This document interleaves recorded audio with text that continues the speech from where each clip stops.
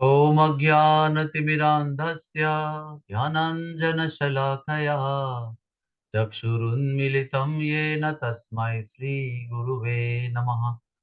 श्रीचैतन्यमनोभीष्टं स्थापितं येन भूतले स्वयं रूपः कदा मह्यं ददाति स्वपदान्तिकम्। श्रीकृष्ण चैतन्य प्रभु नित्यानंद श्री अद्वैत गदाधर श्रीवासदि गौर भक्त वृंद। हरे कृष्णा कृष्णा कृष्णा हरे हरे, हरे राम राम राम हरे हरे। श्री चैतन्य महाप्रभु हमारे कलयुग में अवतरित हुए हैं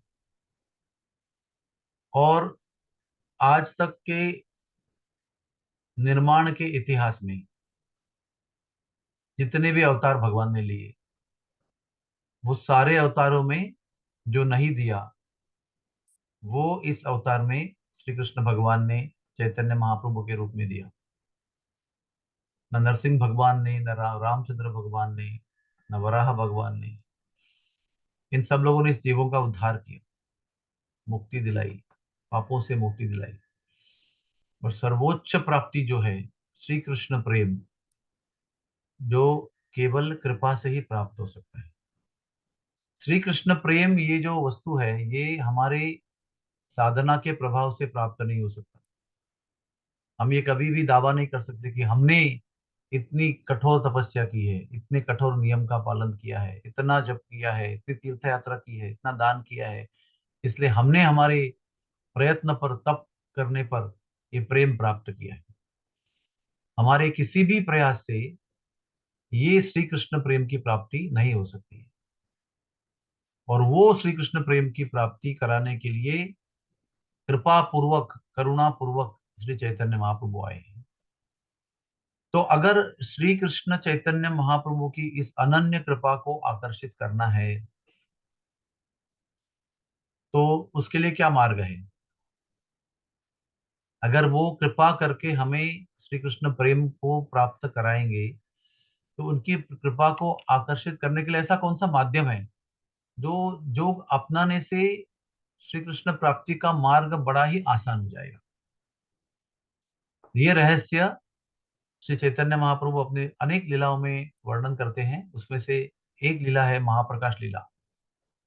और उस महाप्रकाश लीला में सबसे पहले कृष्ण प्रेम की कृपा, कृष्ण प्रेम का वर्षाव करने के लिए महाप्रभु किसको बुलाते हैं?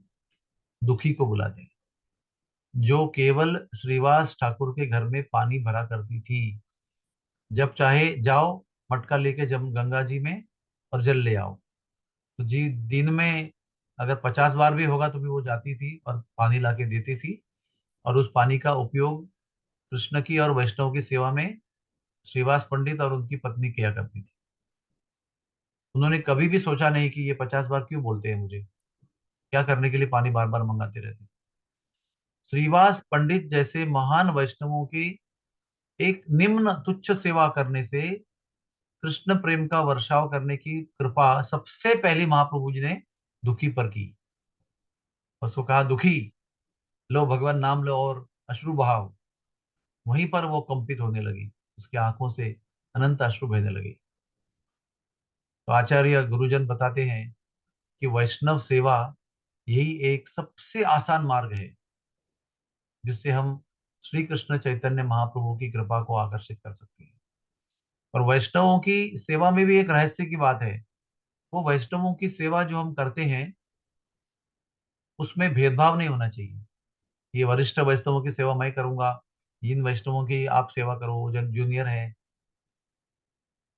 बिना भेदभाव के जो व्यक्ति भगवान का नाम लेता है ऐसे व्यक्ति को वैष्णव कहा जाता है। और ऐसे व्यक्ति की सेवा करने वाले व्यक्ति को चैतन्य महाप्रभु आशीर्वाद देते हैं। और दूसरी एक रहस्य की बात है, सेवा सेवा के लिए नहीं करना है, सेवा करने से उस वैष्णव को संतुष्ट करना है, प्रसन्न करना है। वैष्णव की प्रसन्नता में वो रहस्य छुपा हुआ है जिससे महाप्रभु चैतन्य आकर्षित हो जाते हैं। और ऐसे आकर्षित होने वाले चैतन्य महाप्रभु फिर उस वैष्णव पर जो अन्य वैष्णवों को प्रसन्न कर चुका है सेवा के माध्यम से, उस पर नाम रुचि, नाम आसक्ति, नाम प्रेम, श्री कृष्ण प्रेम, ऐसे अनंत कृपाओं का वर्षाव करते हैं। तो आइए, महाप्रभु जी के इस आंदोलन में जो सबसे कठिन, अप्राप्य, दुर्लभ वस्तु है, वो बड़ी आसानी से महाप्रभु जी ने रहस्यमय तरीके से हमारे ब्रह्म मध्व गौड़ीय संप्रदाय में प्रस्तुत की है। अगर हम ऐसा आसान मार्ग भी अपनाने में चुकेंगे तो ये दिव्य दुर्लभ अलभ्य प्राप्ति जो है वो नहीं हो सकती है। और उसको करेंगे तो आपके जीवन में आनंद आएगा ही, लेकिन कृष्ण प्रेम की प्राप्ति भी, अलभ्य प्राप्ति, जीवन की सर्वोच्च प्राप्ति भी इस वैष्णव सेवा के माध्यम से प्राप्त होगी। हरे कृष्णा कृष्ण कृष्ण हरे हरे, हरे राम राम राम हरे हरे।